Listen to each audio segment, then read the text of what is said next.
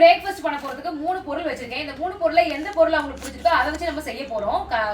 Recipe பண்ண போறோம். அது என்னன்றதை கேட்டுருமா? கம்பு சேமியா வச்சிருக்கேன், வெள்ளை ரவை வச்சிருக்கேன், கோதுமை ரவை வச்சிருக்கேன். இதுல எதுமா கல்பனா உங்களுக்கு செய்யணும்?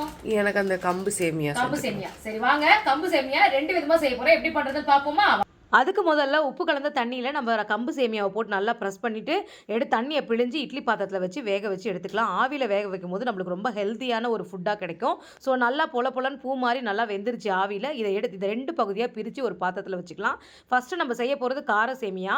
ஸோ ஒரு கடாய் வச்சு கடாயில் எண்ணெய் ஊற்றி 1 ஸ்பூன் கடலைப்பருப்பு, கொஞ்சம் கடுகு, சீரகம், கருவேப்பிலை, பச்சை மிளகாய் போட்டு நல்லா வதக்கிட்டு கட் பண்ணி வச்சுருக்க ஒரு பெரிய வெங்காயத்தை போட்டு நல்லா வதக்கிக்கலாம். ஒரு பார்ட் சேமியாவை இதில் நல்லா மிக்ஸ் பண்ணிக்கலாம். மிக்ஸ் பண்ணிட்டு கொஞ்சமாக உப்பு போட்டுக்கலாம். ஏன்னா சேமியாவை ஆல்ரெடி உப்பு தண்ணியில் தான் நினச்சி வச்சுருக்கோம். உப்பு போட்டு அது வதங்கிறதுக்குள்ளே இந்த பக்கம் இனிப்பு சேமியா பண்ணிடலாம். எடுத்து வச்ச ஒரு பாதி சேமியாவில் மலை சாரல் மாதிரி தேங்காய் பூவை தூவி அதில் இனிப்புக்கு தேவையான அளவுக்கு நாட்டு சக்கரை போட்டோம்னா அது இன்னும் ஹெல்த்தி தான். ஸோ அந்த ஒரு பக்கம் அதுவும் ரெடி ஆகிடுச்சு. இந்த பக்கம் கார சேமியாவும் ரெடி ஆகிடுச்சு. அதுக்கு மேலேயும் தேங்காய் பூவை தூவிட்டு 2யும் சாப்பிட்டு பார்த்தேன். உண்மையிலே 2மே ஒன்றுக்கு ஒன்று விட்டதில்ல. நல்ல ஒரு ஹெல்த்தியான பிரேக்ஃபாஸ்ட் காலையில் சாப்பிட்டோம். நீங்களும் இதே மாதிரி அளவுகளோட செஞ்சு பார்த்துட்டு எப்படி வந்ததுன்னு சொல்லுங்கள். அடுத்த ரெசிபியில் பார்க்கலாம். பாய்ப்பா.